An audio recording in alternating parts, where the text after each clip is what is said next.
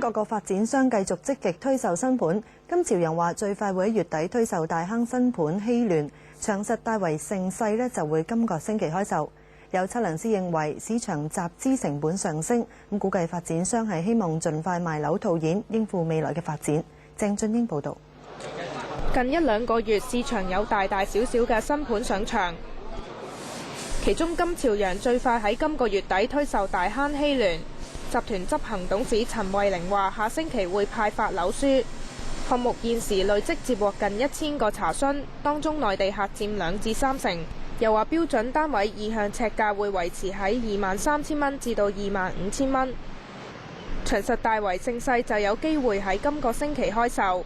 集團投資董事郭子威話：會限制買家最多買4個單位，又已經向地產代理發出銷售委託書，正式對外推廣樓盤。